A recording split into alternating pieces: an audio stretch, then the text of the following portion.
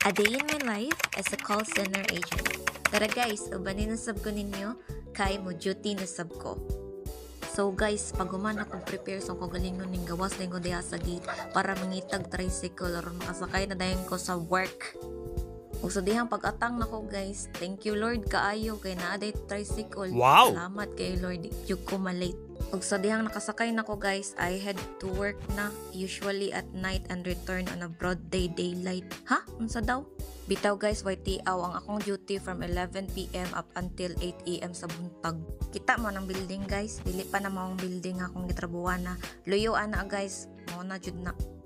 Best in hike goes to me na jud guys, kay taga-adlaw jud ko nagayang ani guys except sa akong day off. So padulong na ko sa basement ana guys. By the way guys, balag wa man nangutana ha, pero I've been living this kind of routine now for almost 3 years now. Maunang for everyone who wants to enter BPO industry, aside from the excitement guys, you have to really prepare yourself for the detachment as well. Ha? Unsa daw? Pero going back, ginatuklok yun ako natanan dara guys para ma-open ang elevator kay kung isa ra malangay jud ka. Diba? Dali ra kayo. 4th floor ta for the go. So, naabot na ko 4th floor guys. Sibog tagamay, sibog tagamay. Badge. Need jud ta mag-badge para makasulod. O diba, wa nag-work? Take 2. Wow! Diba, tarong malagi. Morning, Chief. Thank you.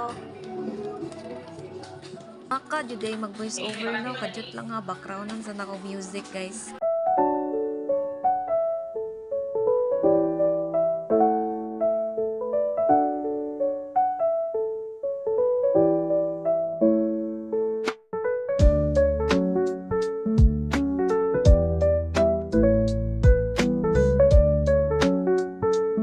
O diba, nice game music no, pero kadjut lang, kailangan na to na i-off, kaga-record man ta. Lunchtime na! So guys, I love kaon talaga. Kinsa ra gyud tao nga di ganahan mo kaon no, diba? As you can see guys, siomai rice og mango float ra kung ikaw na guys, kay sige og ka og karne guys. Baboy na kay ko. And of course guys, di jud ta malimot no magpasalamat kay Lord for every blessing that we receive from Him, whether it's big or small. We should always be grateful for everything jud.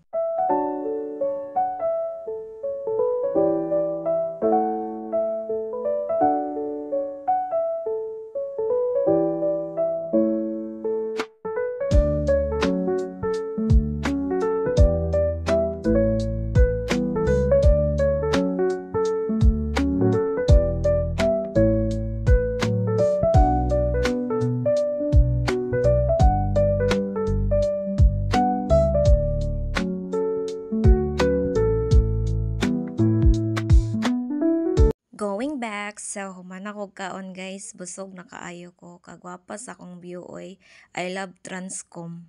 Pero reminder lang ha, working in BPO industry is not as easy as it looks. Ana dito di ay. Ug pangutan-on ko ninyo nga no, it's because makarelate yun ta ng mga call center agent ani no, we usually endure, not usually but always endure the demands and complexities of our work. Meaning, dili lang yun siya gapa-aircon lang tadira guys no, gapahayahay lang mi dira.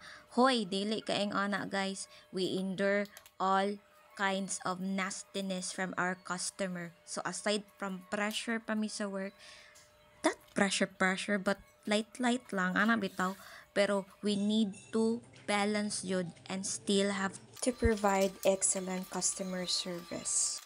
correct ba? Correct. Mao to guys, gusto lang na ako tiwason ako ang remaining time sa ako ang lunch kay padipod masayang. Kalibangon na sab ko, kailangan ko magbawas. Alright. Ug aha naman sab ko padulong ani. Of course, 3rd floor. Naadira ang free hilot guys. Yes, you heard it right. Free hilot. Ilista lang ni mo name dara para for the go. So, manamang kong lista, paabot sa ko ni auntie. Si Auntie Malu, akong favorite nga manghilotay diri sa Transcom. So 15 minutes lang ni guys, di mag-assume nga 1 hour ha. Pero sulit na kaayo mo 15 minutes guys, ma-relax na ka, ma-relieve na ka sa stress sa work. So nana si Auntie. Hi Auntie! Backgroundan sana ko relaxing music kaysa kay marag Hangag na ko.